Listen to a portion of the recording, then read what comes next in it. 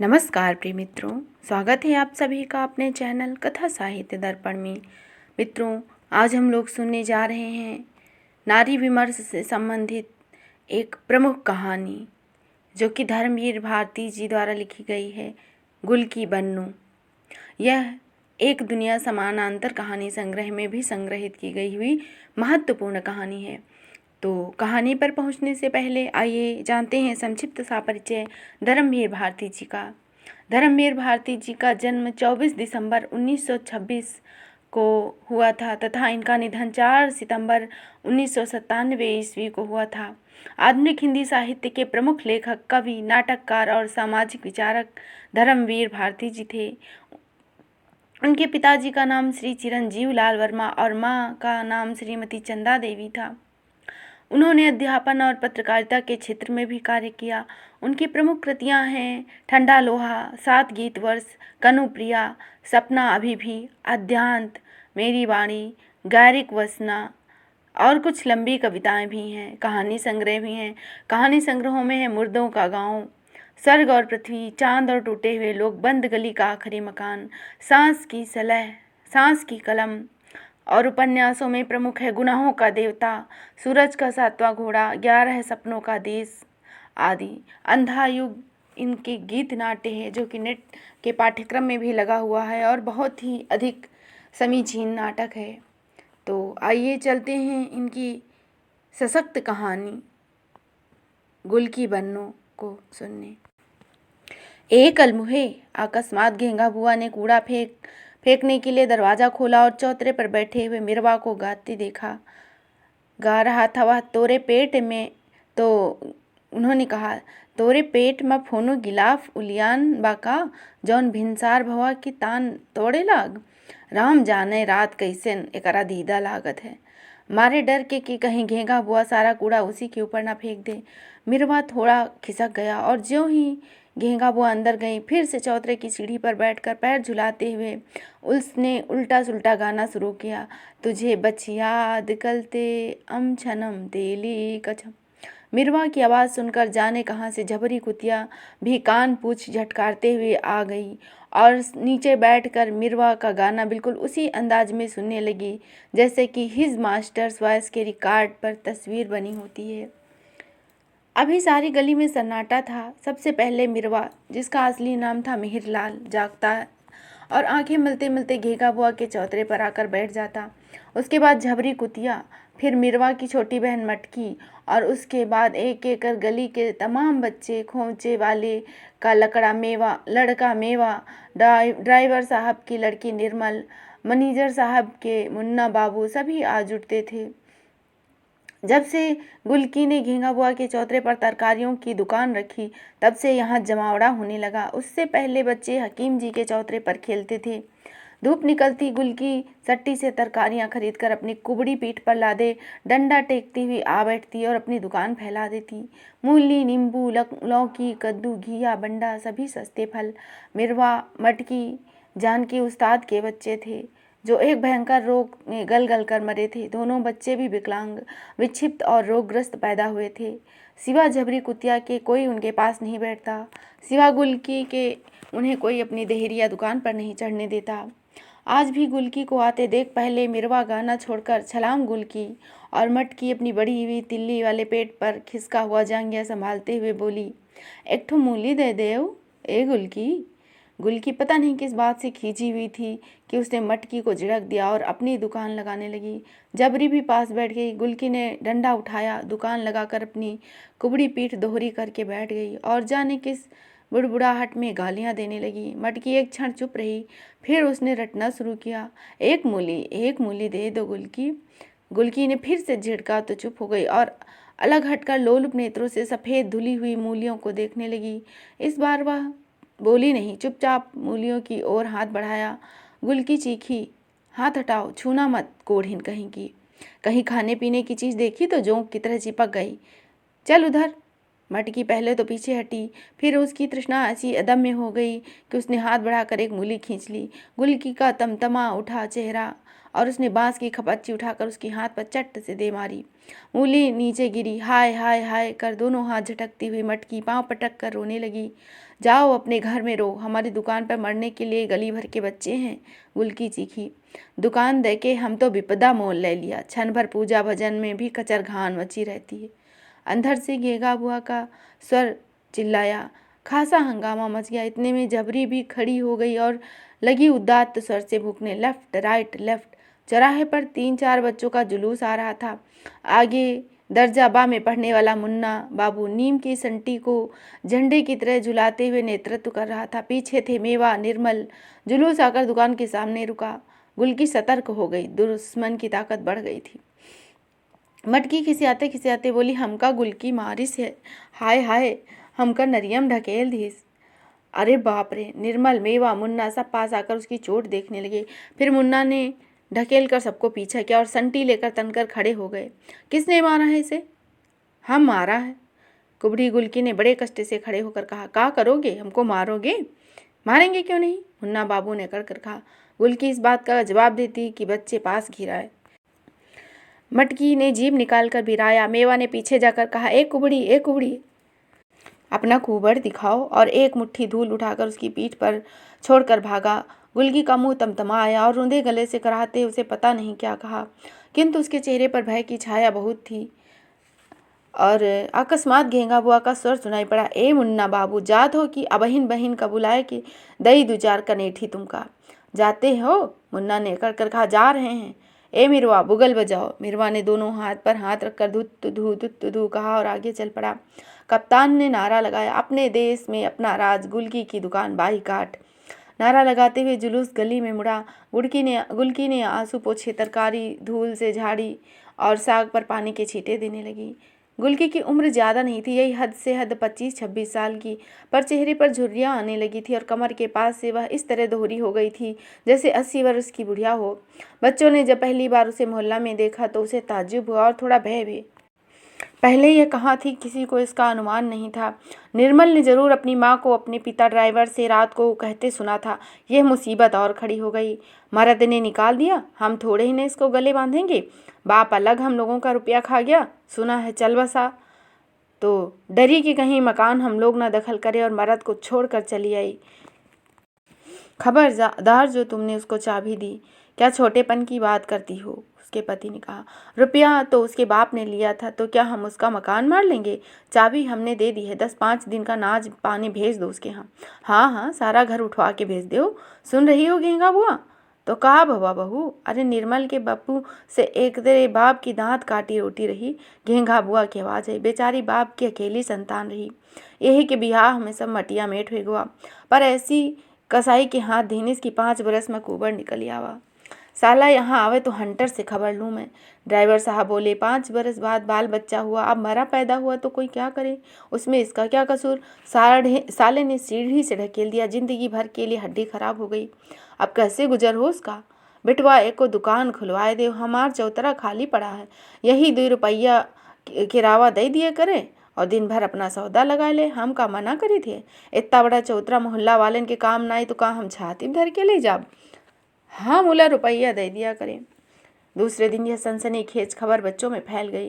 वैसे तो हकीम जी का चबूतरा पड़ा था, पर वह कच्चा था, उस पर छाजन भी नहीं था।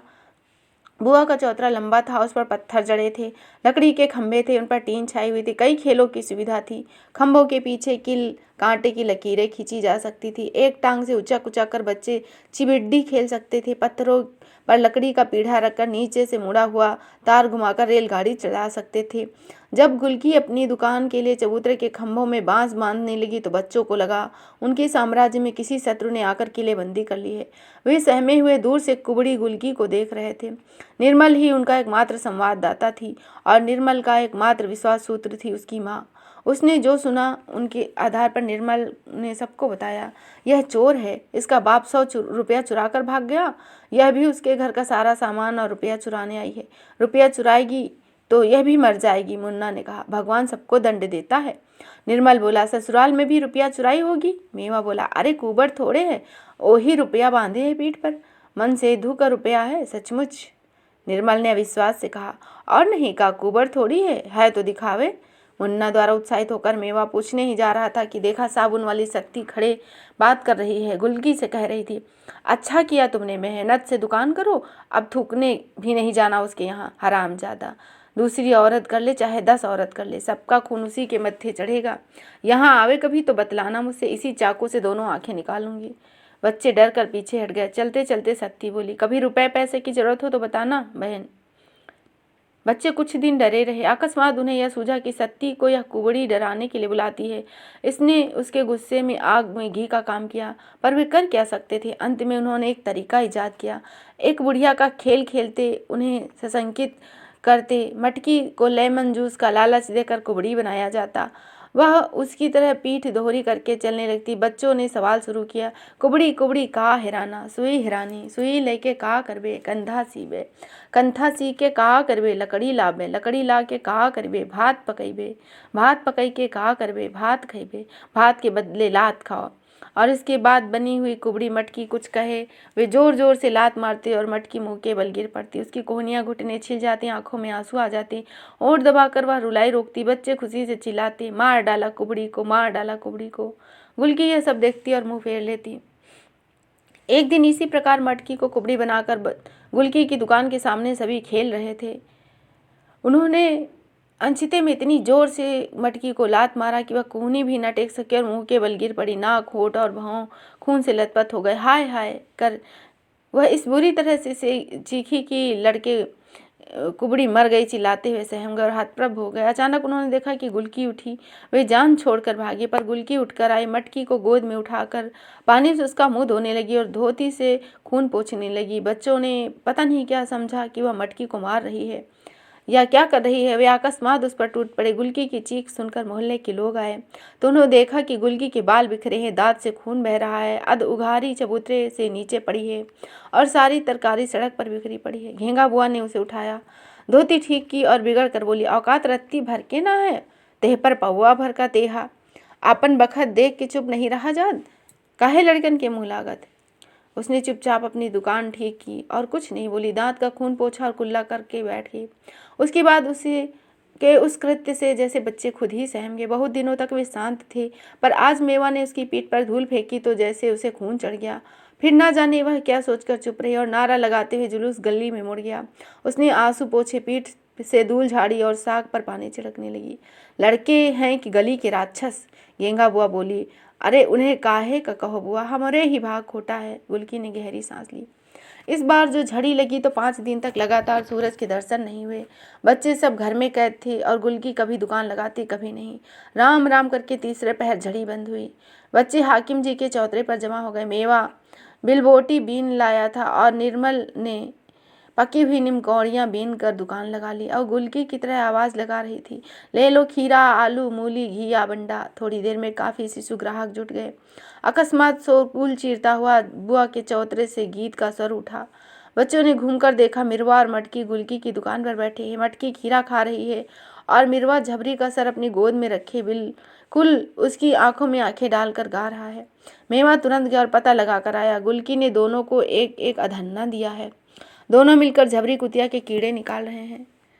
चौतरे पर हलचल मच गई और मुन्ना ने कहा, निर्मल, मिरवा मटकी को एक भी निमकौड़ी मत देना, रहे उस कुबड़ी के पास। हाँ जी।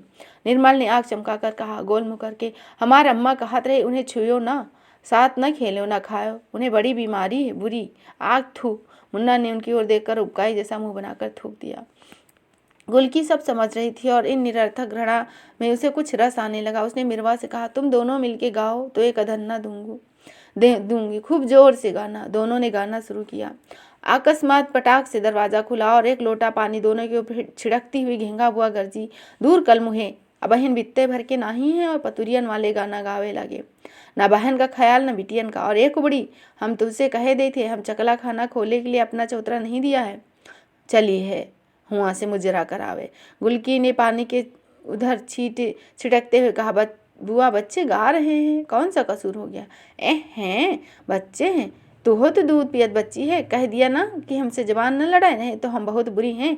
एक तो 5 महीने से किराया नहीं दिया, ऊपर से यहाँ दुनिया भर के अंधे कोढ़ी बटुरे चले आ रहे हैं। चलो उठाओ यहाँ सपन दुकान, कल से दिखाई नहीं पड़ना। यहाँ तुम्हें राम राम सब अधन की संतान राक्षस पैदा भय है मोहल्ले, धरतियों नहीं फट जात की मारी बिलाए जाए। गुलकी सन्न रह गई। उसने किराया सचमुच 5 महीने से नहीं दिया था, बिक्री ही नहीं हुई, मोहल्ले में से उनसे कोई कुछ लेता ही नहीं था। इस पर घेंगा बुआ के भी पैसे उसके बचे हुए थे, धोती में 10-10 पैबंद। 20 दिन तक तो वह भूखी ही रहती है। महीने में मकान भी गिर चुका है, एक दलान में वह थोड़ी सी जगह में सोती है, पर दुकान तो वहाँ नहीं रखी जा सकती। उसने चाहा कि वह बुआ के पैर पकड़ ले और मिन्नत कर ले, पर बुआ ने जितनी जोर से दरवाज़ा खोला उतनी ही जोर से बंद कर दिया। जब से चैमास आया था पुरवाई बही, उसकी पीठ में भयानक पीड़ा उठती, उसके पाँव कांपते, सट्टी में उस पर उधार बुरी तरह चढ़ गया। अब क्या होगा, वह मारे खींच के रोने लगी। इतने में कुछ खटपट हुई और उसने घुटने से मुंह उठाकर देखा। मौका पाकर मटकी ने एक फूट निकाल ली और मुख भरी कि भुखमरी की तरह उसे हवर हवर खाती जा रही थी। एक क्षण वह उसे फूलते पिचकते पेट को देखती रही, फिर ख्याल आते हैं कि फूट पूरे 10 पैसे की। वह उबल पड़ी और सड़ासड़ 3-4 खपच्ची मारते हैं बोली, चट्टी कुतिया, तेरे बदन में कीड़े पड़े। मटकी के हाथ से फूट गिरकर नाली में जा पड़ी और वह नाली से भी उठाते उठाते हुए भाग गई। न रोई न चीखी, क्योंकि उसके मुंह में फूट भरा हुआ था। मिरवा हक्का बक्का इस घटना को देख रहा था। गुलकी उस पर बरस पड़ी। सड़ सड़ उसने मिरवा को दो मारना शुरू किया। भाग यहाँ से हरामजादे। मिरवा दर्द से तिल मिला उठा। हमला परीक्षा देव तो जाई, दे ठहर। तो सड़ सड़ रोता हुआ मिरवा चौतरे से भागा। निर्मल की दुकान पर सन्नाटा छाया होता, सब चुपचाप उसी ओर देख रहे थे। मिरवा ने आकर कुबड़ी की शिकायत की, मुन्ना से की और घूम कर बोला, मेवा बता तो इसे। मेवा पहले हिचकिचाया, फिर बड़ी मुलायमत से बोला, मिरवा तुम्हें बीमारी हुई है ना, तो हम लोग तुम्हारे साथ नहीं खेलेंगे, साथ नहीं खिलाएंगे, तुम दूर बैठो। हम बीमार हैं मुन्ना। मुन्ना कुछ पिघला। हाँ, हमें मत छुओ, निमकौड़ी खरीदना हो तो दूर बैठ जाओ, हम दूर से फेंक देंगे, समझे। मिरवा समझ गया, सर हिलाया और अलग जाकर बैठ गया। मेवा ने निमकौड़ी उसके पास रख दी और चोट भूलकर पकी निमकौड़ी का बीजा निकालकर छीलने लगा। इतने में उधर से घेंगा बुआ की आवाज़ आई, ए मुन्ना, तई दूर हट जाओ तुम लोग, अब बहन पानी गिरी ऊपर से। बच्चों ने ऊपर देखा, तिछत्ते पर घेंगा बुआ मारे पानी के छप छप करती घूम रही थी। कूड़े से तिछत्ते की नाली बंद थी और पानी भर गया था। जिधर बुआ खड़ी थी उसके ठीक नीचे गुलकी का सौदा था। बच्चे वहां से दूर थे, पर गुलकी को सुनाने के लिए ही यह बात कही थी बुआ ने। गुलकी कराहती हुई उठी। कुबड़ की वजह से वह तनकर तिछत्ते की ओर देख भी नहीं सकती थी। उसने धरती की ओर देखकर ऊपर से कहा, इधर की नाली काहे खोल रही हो बुआ, उधर की खोलो ना। काहे उधर की खोली, उधर हमारा चौका है कि नहीं, इधर हमारा सौदा लगा है। हैं, बुआ हाथ चमकाकर बोली, सौदा लगा है रानी साहिबा का, किराया दे कि तई हियाव फटत है और टर्राए के तई नटाई गामा पहलवान का जोर है। तो देखो सौदा लगा है तो हम का करी, नाली तो हियस खुली, खोलो तो देखें। अकस्मात गुलकी ने तड़प कर कहा, आज तक किसी ने उसका वह स्वर नहीं सुना। 5 महीने का 10 रुपया नहीं दिया बेशक, पर हमारे घर की धन्नी निकाल के बसंतू के हाथ किसने बेचा, तुमने। पश्चिम की ओर का दरवाजा चिरवा के किसने जलाया, तुमने। हम गरीब हैं, हमारा बाप नहीं है, सारा मोहल्ला हमें मिल के मार डालो, हमें चोरी लगाती है, आई कल की पैदा हुई। बुआ हमारे गुस्से के खड़ी बोली और बोलने लगी। बच्चे चुपचाप खड़े रहे, वे कुछ सहमे हुए थे। कुबड़ी का यह रूप उन्होंने कभी नहीं देखा। हाँ, तुमने, ड्राइवर चाचा से चाची ने, सबने मिलकर हमारा मकान उजाड़ दिया। अब हमारी दुकान बहाए देव, देखेंगे हम भी निर्बल के भगवान हैं। ले ले ले, भगवान है तो ले। और बुआ ने पागलों की तरह दौड़कर नाली में जमा कूड़ा लाठी से ठेल दिया। 6 इंच मोटी गंदे पानी की धार धड़ धड़ करती हुई उसकी दुकान पर गिरने लगी। पहले तोरैया नाले में गिरी, फिर मूली, खीरे, साग, अदरक सब उछल उछल कर दूर जा गिरे। गुल की आंखें फाड़े पागलों सी देखती रही और दीवार पर सिर पटक पटक कर हृदय विदारक स्वर में रो पड़ी, अरे मोर बाबू, हमें काहे छोड़ गए, अरे मोर माई, हमें पैदा होते ही क्यों नहीं मार डाला, अरे धरती मैया, हमें काहे नहीं ले लेती। सर खोले, बाल बिखेरे, छाती कूट कूट कर वह रो रही थी और तिछत्ते का पहले का 9 दिन का जमा पानी धड़ धड़ गिर रहा था। बच्चे चुपचाप खड़े थे। अब तक जो हो रहा था उनकी समझ में आ रहा था, पर आज ये क्या हो रहा है यह उनकी समझ में नहीं आ रहा था। वे कुछ बोले नहीं, सिर्फ मटकी उधर गई और नाली में बहता हुआ हरा खीरा निकालने लगी। मुन्ना ने डांटा, खबरदार, जो कुछ चुराया। मटकी पीछे हट गई। वे सब किसी अप्रत्याशित भय, संवेदना और आशंका से जुड़ बटुर कर खड़े हो गए। सिर्फ मिरवा अलग सिर झुकाए खड़ा था। झींझी पड़ने लगी और वे सब एक एक कर अपने घर चले गए। तो मित्रों, आज इतना ही। इसका दूसरा भाग पुनः नए भाग में लेकर आएंगे और यह कहानी बहुत ही अच्छी है और इसका अगला भाग भी लेकर आएंगे। आज के लिए इतना ही। और यह नारी विमर्श से संबंधित धर्मवीर भारती जी की अत्यंत ही मार्मिक और हृदय स्पर्शिनी कहानी है। आशा है यह आपको अवश्य ही पसंद आई होगी। तो फिर मिलेंगे इसी के अगले भाग के साथ। तब तक के लिए धन्यवाद। मित्रों, हमारे इस चैनल में नीट जेआरएफ और असिस्टेंट प्रोफेसर के पाठ्यक्रम में लगी हुई कहानियों का भी वाचन किया गया है, तो आप उन्हें भी अवश्य सुनें और कुछ लाभ प्राप्त करें। जय हिंद, जय हिंदी।